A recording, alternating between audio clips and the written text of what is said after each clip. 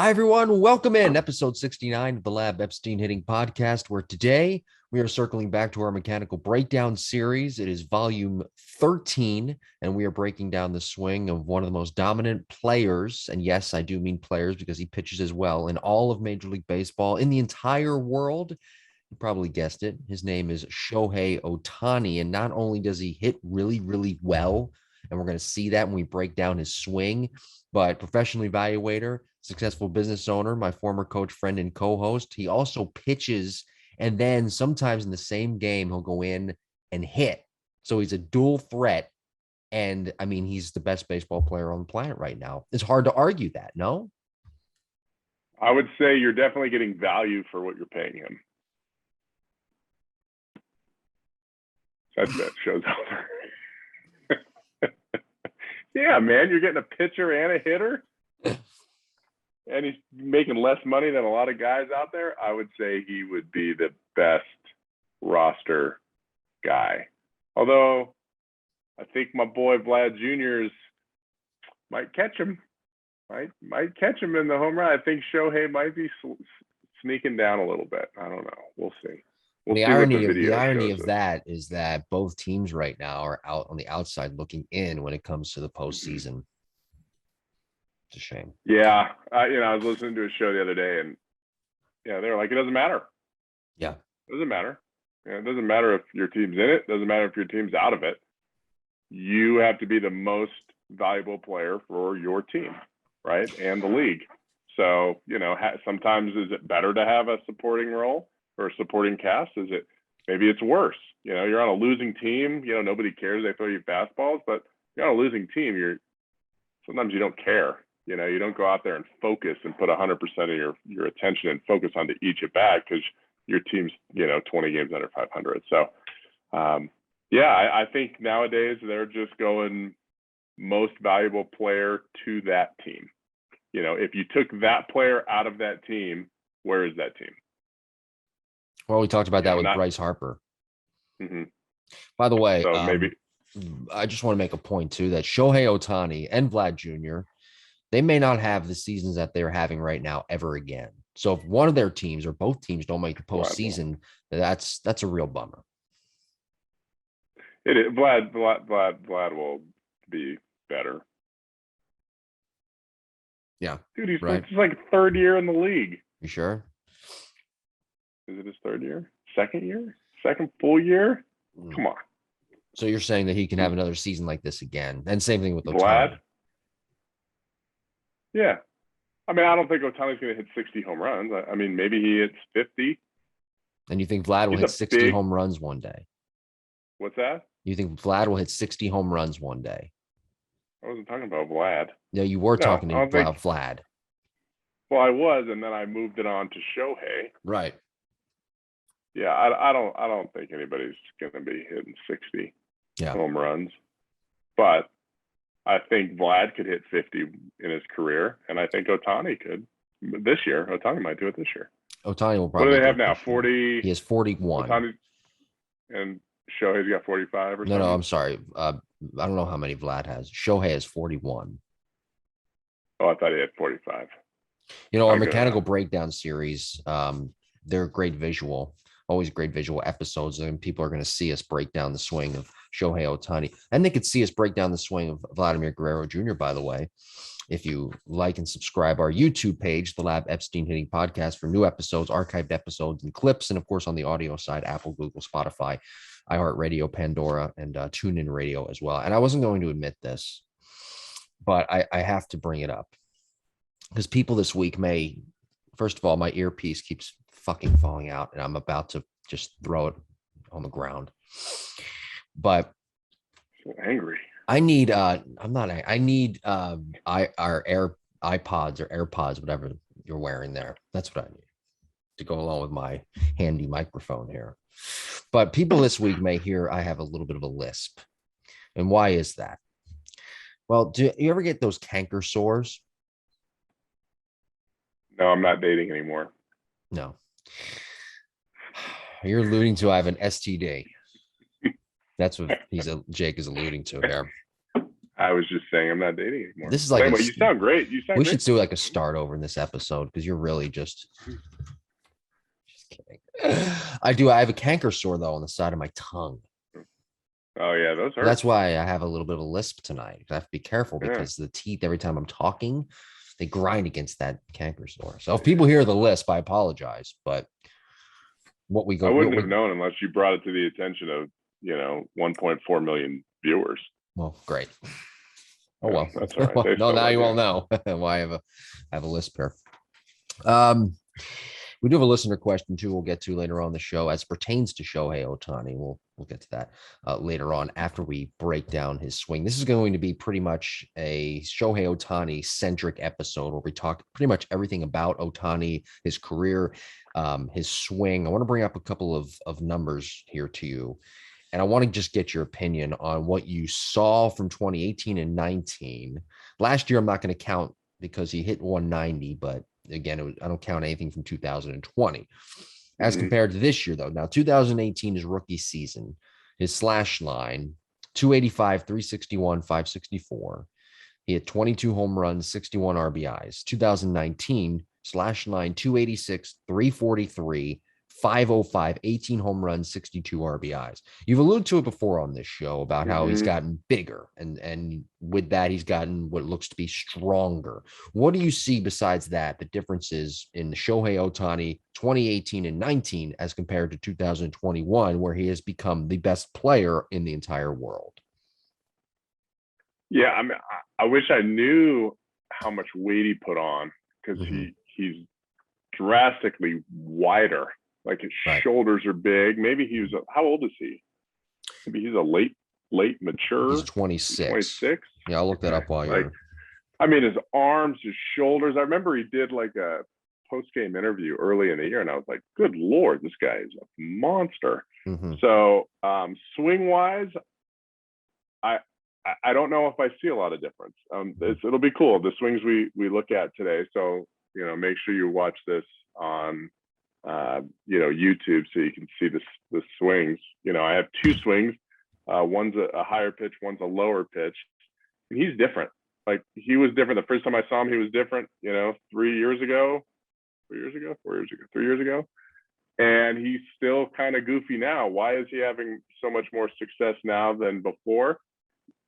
Maybe he's stronger and he's able to get to the ball a little quicker so he can make up his mind later. Maybe that's one. I don't see a huge mechanical change.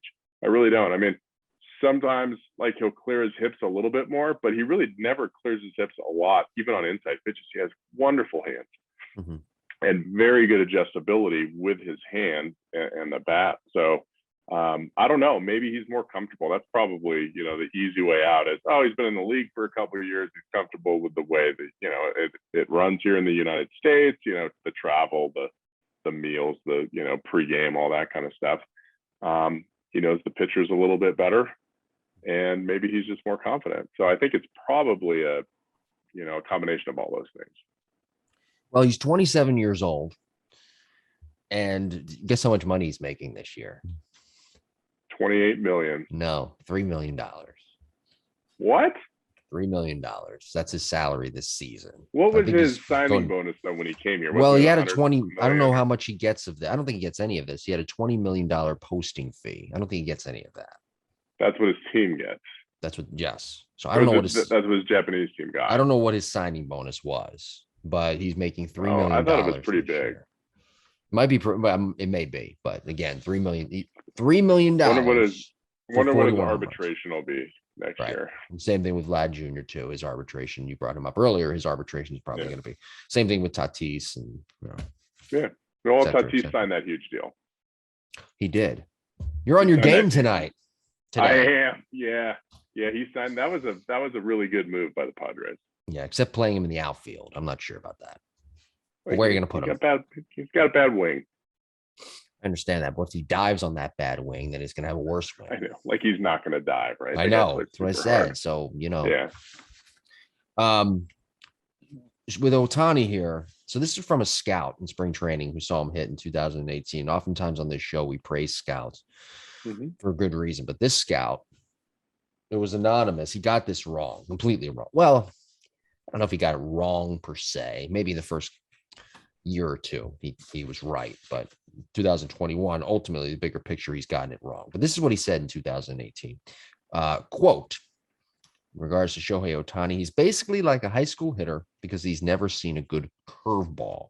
So with that, from what you see with Ohtani, how is he recognizing spin? And how is he with off-speed pitches? Because you throw this guy a fastball, he's going to hit it out. But it seems like we mentioned his adjustability earlier. It seems like that adjustability also allows him to hit the breaking ball, hit the changeup, hit a sinker, hit any sort of off-speed pitch effectively, and to do it on a consistent basis. That's a, I don't want to say a guess, but that's a hypothesis. You know, yeah, he's 27 years old and he hasn't seen a major league breaking ball. Well, 24 years old and he hasn't seen a major league breaking ball. There's a lot of minor leaguers that are 21, 22 years old that have never seen a major league breaking ball either. Right? Like, how do you see major league breaking balls? You got to get to the big leagues. It's not like he's 40 years old coming over and it's like, oh, I got to, you're not going to see big league breaking balls when you're, 19, 20 years old. So to me, that's silly because maybe that's the experience we talked about. Maybe now he it's all data points, right? And it's how our brain processes that information. And maybe he has a special brain where, oh, I saw that one breaking ball from, pitcher X and it went from here to here. So I know if I see it again, it's going to go from here to here. And boom, maybe he has the kind of memory that just, it stays there. Yeah. And maybe that's why he's going to get better and better each year. But you don't know that. You can't make that assumption early. I mean, that is a blanket assumption. Oh yeah, he's never hit a 98 mile an hour fastball either. That doesn't mean he can't hit. He just hasn't seen it yet. Yeah. And all of a sudden you throw this guy in there and he can get it done. He's proving that this year. So proving he can dominate. So you're thinking that maybe when he first started, it was more mechanical, not so much mental, but mechanical, maybe some mental adjustments overall, but it was mechanical. Well, actually, no. You said earlier that his swing kind of looks the same, right? Kind of looks the same. Yeah. Yeah. I don't think it is. I think it's experience. I think it's. I mean, we've had episodes where we talked about bouncing from AAA to the big leagues. Right. He just didn't get to go to AAA. Yeah. So he went to the big leagues and had to figure it out. And usually guys get to the big leagues and they go back down. Then they go to the big leagues again, then they go back down. And then the third time they usually stick around if they're big leaguers and they'll be comfortable with it. So I think he didn't have that. Yes, he played professional baseball in Japan, right? But that maybe is equivalent to AAA. Yeah. Okay. So that was his minor leagues. And then he gets to the big leagues and, oh my gosh, this game's really, really fast. Yeah. And it didn't really take him that long to adjust to it. So we've talked on the show also many times about Latin-born players and how they're more upper body centric, and then comes the lower body when they're young. With Japanese players, though, you've evaluated them before as well, I'm sure.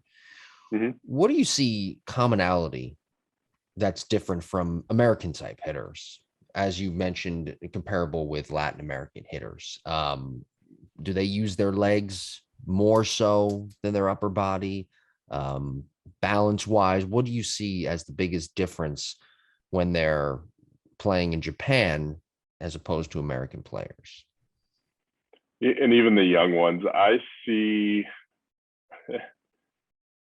big legs. I mean, the Latin guys have big legs. All the 14, 15, and 16-year-olds, I would say 95% of them have a pretty big leg kick that I see. The Asian players seem to have a different leg kick, and it's more of a turn in, and it's very common. It's almost like they have a really good. I mean, these are way different cultures, right? I mean, if you're looking at Venezuelan baseball players and you're looking at Japanese baseball players, those are completely different countries, completely different societies. The Japanese players are going to academies more like we would do here in the United States. They're receiving instruction. I feel like that instruction is very blanketed. I feel like there's a message. Maybe it's like U.S. soccer that's very regimented, and in order to be an instructor, you have to pass this course. There's a hierarchy of how it works. I don't know this 100%. It's just what it appears to be, because all the moves are very the same. They all kind of coil in, and that's a big move. you also are dealing with players that physically, especially at a young age, they're not big. You know, the Asian population, you know, if you look at, you know, how large their population or how big the people are, yeah, they're smaller people. Mm-hmm. Versus, you know, like a Dominican kids are really big and physical. So Mm-hmm. maybe because these kids are, you know, giving away 20 pounds, 15, 20 pounds, you know, to other players, they have to create more energy with their legs. So they have that bigger load where they turn in and really coil and they get their front knee in a lot. Maybe they have to do that. And then it sticks, but it's very common. Now we're going to look at Ohtani, and he has no stride. Like, I mean, it's not something you would teach. It's something that you do when your timing isn't very good. It's something you do when you can't stride well. Like, you're a good player, but you reach a certain age where it's like, what's your biggest deficiency? Is it the high pitch, the low pitch, the pitch in, pitch out, or is it timing? Well, his was obviously timing. So he is massive and he just kind of puts his foot down. So he really doesn't look like most Japanese baseball players at all with his lower body. He's very, very different. And obviously we'll see that in the videos. So, by the way, everybody, don't forget to follow us on social media. I forgot to mention that last week, at Jim Tara, at Epstein Hitting. Cassidy Shomo's mom, we mentioned her on the show last week. Her mom liked a couple of my tweets recently, for the record. She's the best. Shelly's the best. Yeah. I mean, she must be if she liked your tweets. You know what? I barely even tweet anymore, if you notice. I do notice. No, you don't. You lying. I do. Sly devil, you. Well, you know. So follow us, and also the podcast email, jimbopodcast21@gmail.com, for all of your questions. We do have a question that was sent to us last week about Shohei Ohtani. It's interesting, and we'll get to it here towards the end of the show. All right. You want to get into his swing, or did I miss anything about Ohtani? We'll do a career overview after we talk about his swing here. Okay. Yeah. Whatever you want to do, Jim. You want me to play producer, or you want Let me get my other computer. This is how you know you're important. What, you use an Apple computer? No, I have two computers. Did you know that Tim Cook got a $750 million bonus for being at the company Apple for 10 years? He got it like 2 weeks ago. Did you know that? No. That's good. Doing some stalling. You're happy for him. I'm not. All right. We're getting after it. A lot of 750 for 10, be at a company for 10 years. So you get 750 million. How about like 2 million? Why 750 million? It's a big company, Jim. I understand that. Maybe he'll go to space too. Definitely go to space. All right. Ready? Let me pull it up on my phone, my telephone here. I have a friend, by the way, who still refers to his phone as his telephone. Telephone. I like that. It's telephone. All right, we're looking at the first clip of Shohei on the road. This looks like he's in Texas, right? Or no? Yeah. It does look like Texas. Yeah, Arlington. It looks like Texas. There we go. This one on the road. So it's a high pitch. So the two swings we have, which we'll be able to see, they're side by side. Unfortunately, the frame rate, one is a really good quality, but the frame rate isn't good. But it's very clear. But we're seeing the difference in, really two different height pitches. And if we look at the one where he's in his grade top, it looks like the other one's in Oakland. So the grade top one, we're going to see how he's just kind of loaded up on his back leg. In fact, sometimes you see Bryce Harper look like this, with his toe in the air like this, and his hands up really high. You can see Ohtani's top hand here is really high. So if we bring him to heel plant, okay, you can see how his hips slide from toe touch to heel plant. That's where most players actually take a step and their foot's in the air. So you don't really notice that slide, but as a hitter, when we step, our hips are essentially sliding. It's just our foot's in the air. So when you bring him to heel plant, okay, he creates pretty darn good separation. You can see his hips are starting to open, and he does a really nice job keeping his front shoulder down and in so that his chest is back. If we look at his top hand, it's right where it should be, right about the middle of his ear. Okay. And then as we go through, One of the things you're going to notice, because he doesn't use his lower half great and his posture rate, is his head moves kind of up and out of the swing. And the reason I know that is because I do the same thing when I play golf. My head comes up and out, and it's because my posture in my lower half isn't good enough. And when you see hitters do this, and I see hitters all the time, when their head comes up and out a little bit, you'll tend to,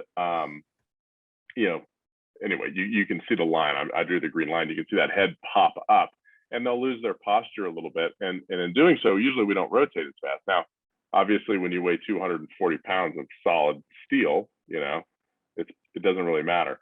If I draw this line, this pitch plane line, okay, so we're going to go right through this, and we do this with all of them, right? So let's see where this pitch is going. It's kind of going here. So it is a fastball. I mean, for a left-hand hitter, that's a belt-high fastball, right? Sure. Like that's 4-degree fastball for a lefty. That's really tough. But notice, again, notice how his barrel gets to that line and it doesn't go underneath. I mean, I don't know. There's not very many lefties that don't get their barrel down here like this and then try to come back up to it. But if you notice him, he's on it from probably here, and even back here, you could probably shoot that down the left field line. That's not very common. Now, he does come off maybe a little bit early, but this is a very good swing. And if we look at it, his lower body is, it's an up and in pitch. He doesn't necessarily rotate around as much as his hips kind of push forward. Okay, like if you look at his glutes, he's pushing his glutes instead of going around his body. He's kind of just pushing his left glute forward. And that's why you see him in his follow through. He looks funny. He's very curved, right? This leg kind of goes like this. Look how far back his head had to go because he's trying to stay behind the ball because his hips aren't rotating around the axis. Now, if we look at this swing on the right-hand side, okay, this is the one with the red jersey. Okay, and you see the same thing. Now we get the full rhythm, right? So he's got this load, and then he just sticks his foot out. And it's like, okay, what, okay, just go. Now he's going to drift and slide forward, and then he's going to drop his heel. So you can see how much more closed he is on this. This is how he swings probably 75 or 80% of the time, okay? This heel plant position here on this pitch up and in, that's like the best I've ever seen his front hip open. Okay, this is the same part of the swing. Like, to me, this doesn't look like the same player. Okay, it really doesn't. No. Like most players do one or the other. I mean, this knee is totally closed.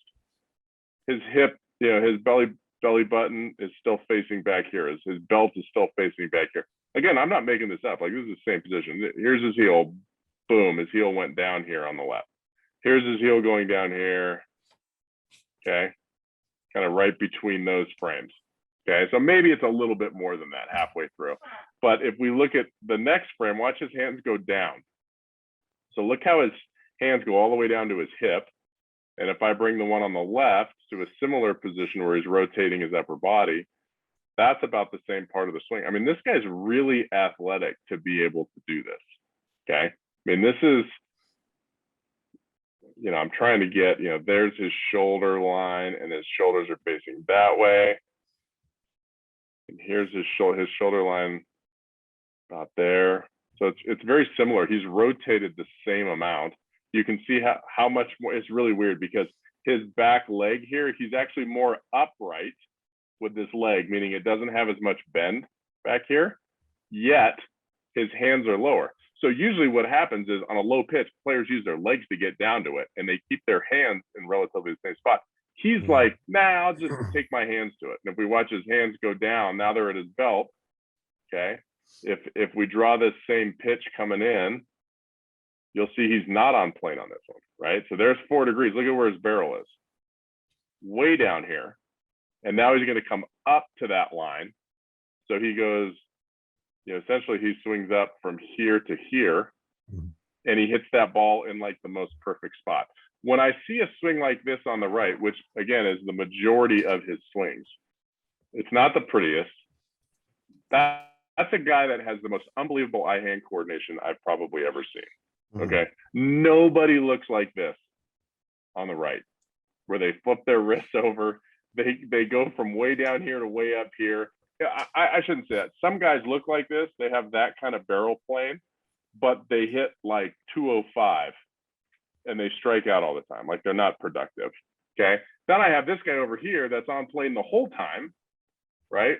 You know, the gray jersey, he's on plane on that line. And I'm like, I don't get it. I don't know how he can take both of these swings. So what this leads me to believe is this is an uber athletic human being with amazing eye-hand coordination, bat to ball skills. And it really doesn't matter what his mechanics are like because his hands and his vision are amazing. I guarantee you, well, what we talked about it, right? He doesn't take batting practice. Does he even hit off a tee? I mean, if this is a guy that doesn't really take batting practice or hit off a tee, he doesn't care about mechanics. He's not working on anything. He's not, I got to stay on top of this. I got to get under this. I got to rotate more. He's like, I'm just going to show up in the game and hit. So that should tell us, you know, what kind of human being he is. All right. So I wrote down a bunch of notes from that breakdown. Great job as always. One question I want to just off the bat, and this is again more so for the YouTube viewers who watch this show. The first one, the gray jersey, the gray uniform, as compared to the red jersey. Is the gray one, is that from 2019, 2018? Because he looks bigger in the red one. Or is it just? You know, I have them both in my 2021 folder. Okay. But that doesn't mean that I didn't make a mistake. That's okay. No, that's okay. Maybe the red jersey. I mean, I the know red jersey you find makes him that look hard fat. to believe that I would make a mistake, but so let's see if this has a. Well, I'm just curious because the swings don't look too different to me. But again, he looks. It says this was the one in the red jersey was created, or at least when I created it was June 16th. The other one was created, 2018. Okay. I just noticed a body difference. That's all. Yeah. So the gray one, which was actually a mechanically better swing. Yeah. On that higher pitch where he was on plane more. That was from a couple years ago.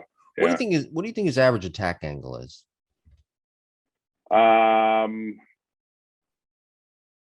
You know, it really depends on where he makes contact. So I don't know. Looking at the swing on the right, I would say it would be in the 15 to 20 range. It'd be in the higher range. The one on the left, the older one, the gray jersey one, I would say that's more in the 10 to 12 range. What do you make of his inward turn and his back hip load? Seems like it's very, very strong with both swings we saw there. Yeah, I mean, that's his move, right? Like that's where he, you know, he really coils and gets in and gets back, and then boom, he throws those hips into it. That's his move, right? That's where his power comes from. He coils a lot. He can do that because he's left-handed, and most pitchers are right-handed. So he can see it. I think one of the reasons his lower body is kind of goofy is, especially, I mean, you can look at that swing on the right, in the red jersey, like his hips are facing the shortstop at extension. You know, not very many people do that, but it's because he's a right-handed thrower. You know, that's why his lower body just isn't as free. And I know back in 2018, they talked about he's got to use his lower body more. He's got to use his lower body more. And he doesn't. He doesn't. You know, why force him to do something that he really doesn't need to do? That would be someone overcoaching. And there's no reason to overcoach when someone's having success doing something right. So if I had someone like Otani and he was, you know, during the season, he was 1 for 18, 1 for 25, 5 for 25. He was struggling. Okay, maybe I would say, yeah, maybe we should try this. But if he's a player that's hitting the ball well, you know, he's 3 for 10, let him go. You know, don't try to do something to someone that could make the problem worse. And maybe that's what happened, you know, during the 2019 season and whatever. Like he started thinking too much, and now he's like, I'm just going to go out there and hit. I'm not going to take BP. Just going to warm up and go out there and try to hit the ball hard. That's essentially what he does. I should have asked this earlier, and this is a hard question. I'm not sure you know the answer to it. It's a really tough one. But Japanese methods of teaching, do you think they use the same terminology that American teachers use, like yourself? I don't know. I wrote down here torque, extension, load. He seems to have all of that. How do you think he learned that? What kind of drills do you think they did in Japan to get him fundamentally to become the hitter that he is today? Well, did they teach Ted Williams? Did they teach, Roger Maris? Did they teach, Hank Aaron and to create torque, Willie Mays? Right. No, it's an athletic move. So athletes are going to move that way. And they have forever. Mm-hmm. And they will continue. I mean, I see some 8-year-olds, I'm like, good Lord, maybe 1 out of 20, I'll be like, mm-hmm. Where'd you learn that? Like, that's just, you're on a different level. Like you move differently. Well, I don't know. Played soccer last year, whatever it was. So I honestly don't maybe he was taught that, right? And maybe he had the Mike Epstein, his dad had the Mike Epstein 2 VHS set. Do we teach what we really see back in 1997 or 1998? Yes. I really don't know. Did he work on it? And I also don't know if they teach that there. Like I haven't spent time in Japan. I'd love to. I remember taking a business class in college, and it was on Japanese business, and I wanted to get on a plane. I loved it. So one day I'll get to Japan, and I'll be able to see how they teach, and then I can answer that question better for you, Jim. Yeah, I was hoping. In fact, why don't we'll do a podcast from Japan? I was hoping I would get a Howard Stern compliment. That's my goal every week. At least one question. But that's a great question. It was a great question. I know. Wasn't quite the Howard Stern ask yet. You didn't still got some time. We got some time. All right. Before we get to our listener question here, what do you feel with Shohei Ohtani career outlook for him over the next, we'll go 5 years? Safe. Is this going to be his peak? 41 home runs or plus 41 plus? It depends if he stays healthy. Okay. 27 years old. Yeah, but I mean, he's already had a lot of injuries in 3 years in the big league. So that's the scary part that I have is, usually the UCL or whatever, I'm no elbow expert, but what is that, 6 years it lasts? So, he kind of blew it up at the right time for his elbow. You usually want to blow that out, when you're, 20, 21's a good time. Then you get back when you're 23, you're throwing 100 miles an hour and you can go. Right. So I think, I really don't think it's a fluke. I wish his mechanics were better, because then I'd be like, yeah, that's no brainer. Yeah. But maybe the fact that his mechanics aren't great and he's this good, that he's special. I don't know. I always used to remember really liking Chris Davis when he was with the Rangers. Chris Davis, that's with the Royals, left-handed Chris Davis. You mean right-handed Chris Davis? No, left-handed Chris Davis. Left-handed Chris Davis is retired. He retired, the Orioles guy? Yeah. I thought, how's he still getting paid? He gets paid for like another 20 years or something. Yeah, it's the Bobby Bonilla contract there. Yeah, he got a good one. He's a great guy, super charitable guy. Like, I like him a lot. Anyway, I used to love him when he was with the Rangers, and he would hit, 30 to 40 home runs when guys really didn't do that. And, his swing plane caught up to him, right? He was real steep, kind of like Otani on the right-hand side, steep. Okay. Yeah. So that's the only scary part I see, is that, he kind of has this barrel drop now, and then he comes back up. And when I see that with guys, they're typically going to hit 20 home runs, 20 to 30 home runs, and they're going to hit 220. So he's hitting I think he's hitting 270, 265, somewhere in there. Okay, I think you were going to pull up some stats. And he's got a ton of home runs. So 5-year plan, is he going to be better than he is this year? Gosh, now that's a tough question. I don't know if it's a good question, but it's a tough question. I will say that Shohei Ohtani will not be quite as good as he is this year. I don't think he's going to be much worse. Like, I don't think he's going to be a 220 hitter with 25 home runs. I don't think he's going to hit 45 home runs and hit over 275, 280. Well, I don't see that. So his numbers this year, I'll give them to you. 116 hits, 123 games played. He might get 150 hits. No.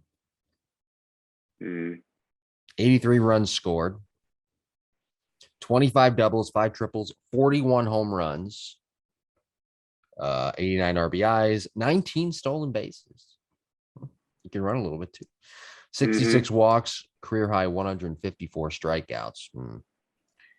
Okay, so there's the swing plane. Right. So 269, 269, 368, 634. That leads the league. OPS over 1,000, 1,002. That leads the league. 274 total bases leads the league too. So those are his numbers for 2021. Yeah. What was his batting average? 269. 269. Okay. So that's what I thought he was right around there. Yeah, I mean, that's a lot of strikeouts, but is it a lot of strikeouts in today's game? Right. No, but it's a lot of strikeouts. It's why it's why he strikes out more, because his barrel drops and then he comes up, but he hits the ball so hard. Yeah, I'd be hard pressed if he topped this season. So, but it could happen. I want to just circle back to a point I made earlier. I'm going to pull up my trusty MLB app here. It's really not as trusty as I would like it to be. I pay $2 a month or $1 a month for this MLB app, so I can listen to everybody's radio broadcasts when I'm driving or whatever. Right. And sometimes it doesn't even work. That's terrible news. Yeah, dollar out. Got to be Manfred. Yeah, when in doubt, blame Rob Manfred. So right now, as it stands, the Angels are in 4th place in the American League West, 13 games out. In the wild card, they are 5 spots out of the number 2 spot, the wild card, 2nd spot, occupied currently by the Yankees and the Red Sox. Okay. The Angels are 10 games out of the wild card, so they're probably not going to make the postseason. It's really a shame, though, that they're going to waste Shohei Ohtani's season. 41 home runs plus is probably going to be closer to 50 by when it's all said and done. I mean, the Angels have to really get going here. They need to, and same thing with having Trout and Rendon. They need to somehow, as an organization, get going here and get to the postseason to maximize the talent of Ohtani, of Rendon, of Trout. When are those guys coming back? Have they come back? Trout's not back yet. Rendon's not coming back till next year. Right. So it's going to be a shame that they wasted this season of Ohtani, and to go along with his ERA, or excuse me, his pitching line that he's producing as well. That's what's the shame of all of it is. Yeah. Just a little sidebar there from your friend Jimbo, who's got a canker sore on his tongue and is in a terrible mood. He's best in the business, Jim.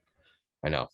Let's get to our listener question here. And this comes to us from Trey. He didn't leave where he's from, but he wrote to us via jimbopodcast21@gmail.com. And he writes, Jim and Jake, I can't wait for the breakdown of Shohei Ohtani on the next episode. I wanted to pass along a question about Ohtani and just the Japanese style in general. How many similarities and differences does Jake see in the style of an American professional swing compared to Japanese-born players? Also, does Jake think Ohtani is the best player ever to play in the majors from Japan? Good question. Have a great show. And that is from Trey, sent to us via jimbopodcast21@gmail.com. I think that's the first time Trey has written in. So thank you, Trey. We do appreciate that. Where's Trey from? Trey did not say where he is from. I know some Texas Treys. Maybe he might be from Texas. If you're from Texas, write in. You gotta let us know. Ep wants to know if you're from Texas or not. All right. So is he the best Japanese-born baseball player that's ever lived? No, I didn't say that. Hold on now. Trey didn't say that either. I said, and so did Trey. He asked. He didn't say anything. He asked, does Jake think Ohtani is the best player ever to play in the majors from Japan? I didn't say that. You did not. You said he's the best Japanese player ever. Big difference. Oh, but you didn't let me get to the major league. Oh, I'm sorry. I don't know. I like Ichiro. Sorry, partner. I didn't mean to cut you off. Ichiro played it for a really long time. So I don't think we can make that comparison. All right. So Trey, we're not making that comparison. I'm not making that. I mean, that's just me being a wimp and not going out and saying he's the best that I've ever seen. Now, in 5 years, if Otani's still doing this 2-for-1 deal, then absolutely. Well, you can make the case Ichiro is the best contact hitter ever to play at the major league level from Japan, right? Yeah, maybe ever. Like, right. I don't care where he was from. That guy was like a magician. Hideki Matsui is pretty good, pretty clutch player, got himself some rings. Not the longevity of Ichiro, though. No, not the longevity of Ichiro. Ichiro can still do it.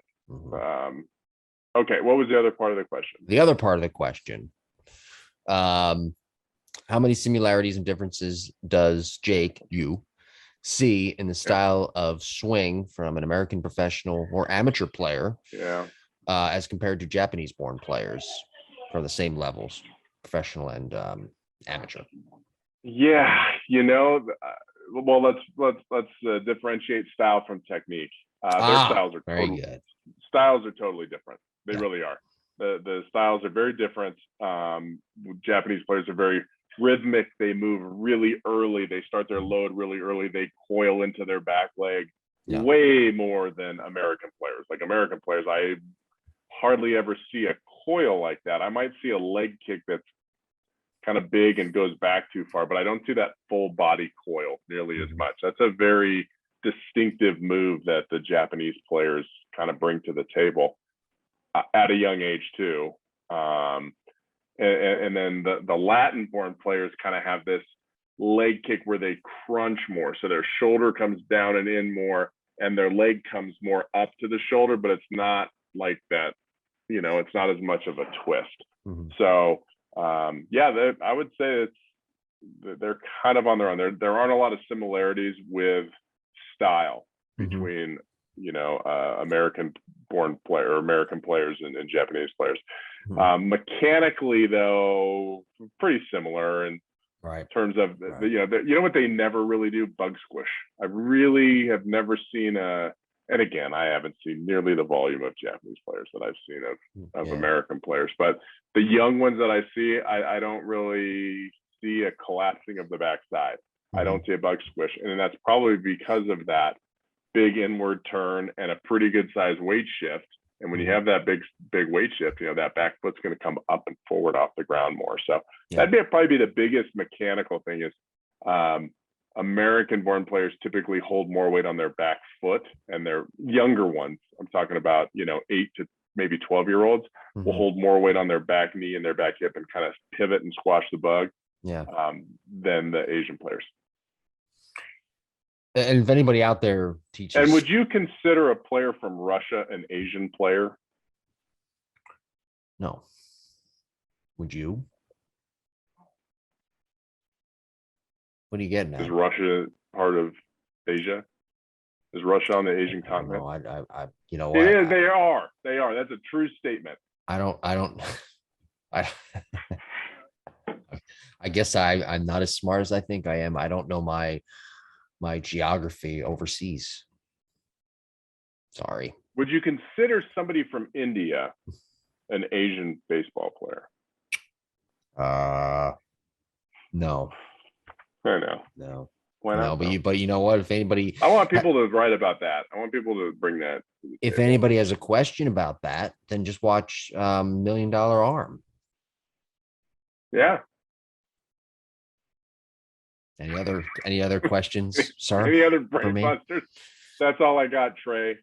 Sorry, I got off topic. That's all you have. Any other questions for me though that you're trying to stump me today? With someone from Myanmar. I don't even know where that is. That's what I got. It's so suppository. How many Russian baseball players have there been at the major league level? Gosh, I don't know. And why? Right? I mean, there's a lot of Americans that are of Russian descent. No, I'm not talking about that. I'm of Italian descent. I'm not talking about that. Right. But it's like, why? I guess there's not a lot of Italian baseball players. How could you say that? Mike Diaz is one of the best of all time. So no. Italian born. So there was one Liddy. Liddy. He played for the Mariners. Played for Seattle. He was part of the younger Italian national team. Because it was popular because when I went over there and did that clinic at their baseball headquarters. Yeah. That was the biggest thing. Alex Liddy, I'm pretty sure that's his name, and he was just getting to the big leagues at that time, and he was like the one guy everybody was excited about. But yeah, I don't think any Russian. How about Marco Scutaro? I think Marco Scutaro was, or maybe he was of Hispanic descent. No, he was Italian, but I think he grew up like in Venezuela or something like that. Yeah, it's actually, you want to look that up. Marco Scutaro is a cool story. It's like Vlad. It's like Vlad, who was born in the Dominican Republic. No, I'm sorry, he was born in Canada but grew up in the Dominican Republic. Okay. Yeah. Did you know that Bo Bichette is Colombian? I bet you didn't. No. What a great fact. He is. I believe you. So why was he born in Colombia? Was Dante playing down there? No, I'm sorry. He's Colombian. He wasn't born in Colombia. Sorry, I kid. Sorry, made a mistake. You're gonna have to edit that out. What, he was born in? I thought he was born in. My bad. He was born whatever. I corrected myself. I don't need to edit it out. He was born in Florida. Okay. He was born in Florida. Okay, but he's Colombian. He's Colombian blood. He's Colombian blood. Yes, he was born in Florida. I'm sorry, he wasn't born in Colombia. Okay. Sorry, whatever. Well, you told me that Vlad was born in Canada, so I was. He was born in Canada. I'm not lying about that. Okay, well, then you followed it up with Colombia. So you know what? Listen, I'm not perfect. I mean, I'm perfect pretty much 98% of the time on this show. The other 2%. You got a canker sore. Yeah, I do. Blame the canker sore on my tongue, for God's sakes. Who gets canker sores on their tongue? Michael Douglas. I shouldn't have gone there. I shouldn't have gone there. I love Michael Douglas. Well, you know what? The hell with Michael Douglas and his canker sores. Well, I hope everybody had a good time. We're going to get some comments for that one. Well, about Michael Douglas? Yeah. The one that was married to Catherine Zeta-Jones. Yeah. Is he not anymore? I don't know. I don't follow that world. Yeah, he's great. Great actor. You sure? Yeah. Is he better than Jack Nicklaus? Look at there shouldn't be any silence to that. No, but he's good. He's good. Is he better than James Gandolfini? Yes. Oh, you're nuts. Dude, James Gandolfini played one role. And it was one of the best roles, most iconic roles of all time. You have to be an actor, you need to be able to do multiple things. Oh. He's going to be part of our next overrated, underrated show. James Gandolfini. Don't say it. Don't say it yet. And just for the record, everybody, once again, Bo Bichette was not born in Colombia. He's of Colombian descent. There we go. Perfect. So I hope everybody had a good time looking at the swing of Shohei Ohtani. It was a great swing. You know who else has a great swing? Me. Jim Teraboki. We're going to be breaking down my swing very soon. Not yet, though, because next week we're doing someone who probably is a better swing than everybody, all of us. Bailey Hemphill, right? That's right. Next week, Bailey Hemphill. Following week, Sal Frelick, our favorite. Right? Our favorite. That'll be good. Yeah. Sal's good. And then after that, well, we got some good stuff. Everybody can see it on the graphic on YouTube. And if you can't, well, then go to the YouTube page when you get a chance later if you're driving and check it out because it's on the graphic, the upcoming topics for the fall into the winter. I'm not going to go through every one, okay? Because it doesn't make good radio. It doesn't make good podcasting, okay? Just look at it. Sorry. Don't know what to tell you. Next week, though, Bailey Hemphill. Okay? Okay. Why are you so silent tonight? What's going on today? What's going on with you? I don't know. Nothing. I got a haircut. Thanks. It's a nice haircut, but all of a sudden it makes you silent. I was just letting you do your work. I had nothing else to say. I went off on the whole Russian Asian thing. I confused myself. So that's next week, Bailey Hemphill. We look forward to doing that. What's coming up at the lab? I'm wearing my lab hat tonight. As everybody on the YouTube side, we got new hats. That's what's going on in the lab. We got new hats. I will be expecting one in the mail very shortly. I have one over here. By the way, you just turned around. People on the YouTube side can There see it this. is. You just turned around. The person who did the back of your neckline did a good job, for the record. I like that. Look how big the hat looks compared to my head. I know. Well, it's the middle's maroon. The outer rim is white, as compared to the one I'm wearing, which is the middle part is gray. Well, this is the Texas one. You can't see it. It's outlined in Texas. Oh, yeah, Texas is right. in black. I could see we it. have the People new on Texas YouTube version. Yeah, for I like the it. high schools and the people. Yeah. So what's happening at the lab? Yes. Wrap it up for fall ball. Mm-hmm. We got certification coming up in 2 months down at the lab. So we got a bunch of people that signed up for that recently. We have all our strength. I talked about Steve. We have a new strength coach came in from Rutgers. So Steve's been in there. So our guys are getting bigger and stronger. We're going to start to do these really cool combine type events for our players so that we can chart their gains and say, look, these are your deficiencies, whatever it is, bat speed, mechanics, your vertical jump, your arm strength, your 60-yard dash, and then we're going to train all those players accordingly. So that'll be pretty cool. We have that coming up this fall too. All right, very good. What's the phone number for those on the audio side? The phone number to the lab? I don't know the phone number. Nobody calls anymore. Nobody uses their telephone. You're gonna have to edit that out. What's 979? You know what? Hold on. Just log on to the labbcs.com. You know what? All you got to do is call Lance, because Lance does everything. And Lance is probably listening to this, and Lance does everything. So 979-985-4462. Is that backwards? It is. It is. That's okay. 979-985-4462. Seriously, go to the labbcs.com. You can click on the icon that has a telephone. It'll take you right to it. Right. And by the way, the graphic that people see on YouTube also has the telephone number. Oh, see, I don't need to know anything. You don't. No. Yeah. They don't call you the most successful business owner in the world for nothing. What's the phone number? By the way, speaking of YouTube, Major League is indeed, in fact, available free on YouTube. I watched it like 2 weeks ago. What is? Major League. Oh, so good. I know. It's so corny, but so good. It is one of the best. It's one of the best sports movies of all time. It really is. Overrated, underrated. Yeah. Like Lou Brown, the best.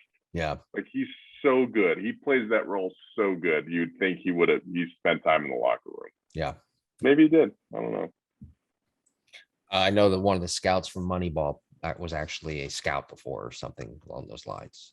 Well, anyway. Yeah, he was. He was my scout. Oh, no, he wasn't. Yeah, John Cole from Moneyball. No, I'm talking about the guy who played a scout was an actual scout. He was playing himself. In Moneyball. Yes. Yeah, they're having a conversation. His name is John Cole. He was a Blue Jays scout. I don't know if he wasn't his scout. He was a scout. He was the Blue Jays scout. I played for him. I played on the Blue Jays scout team. He's a great guy. He lives in South America now, Costa Rica. Look it up, John Cole. Why does he live in South America now? Because he's so ashamed of baseball. He's so ashamed of what baseball's turned into. I should say Central. I think like Costa Rica. Is that Central America or South America? That's Central. Or Central America. I told you I don't know. I don't know my geography as well when it's foreign countries. Sorry. Yeah.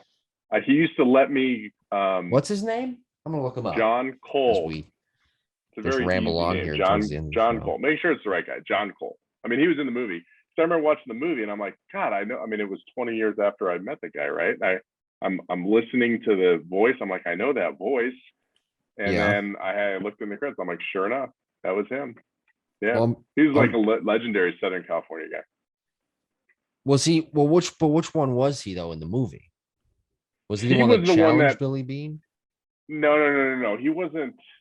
He was like, I think he was in the scene with like the young Billy Beane or something like that. Like he was at the home. He was at the house. Oh, was he the one? Was he the one that said, "We're all told."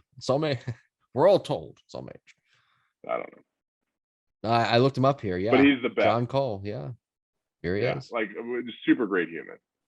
Well, and with that, that made me a great catcher because I was like 14 years old. I was really young in high school, right? Maybe I was 15. And he would, and so he would let me come out and catch all the studs, like the junior. I wasn't allowed to play in the game. Right. So these were all the best guys over here, but I could catch all the bullpens. And then the next year I was on the team, so I got to play in the games. And then my junior year, he let me catch all the pro guys. So all the minor leaguers would come back and he let me catch all those. So I'm catching guys going, in the 90s all the time. And it just makes you so much better. This is before people trained catchers, where they cranked the machine up to 95 and you had to, try to work on your hands. It was like, this was the best thing to be able to catch velocity. So I like that guy a lot. He's a good dude. I'm going to send him a note tonight. Tell him he's in the, let him know that he was named, talked about with 1.2 million listeners. He was talked about on our podcast. The world's greatest baseball podcast. We are first a hitting podcast, and at the core we still are, but we've turned into a baseball podcast. We do everything.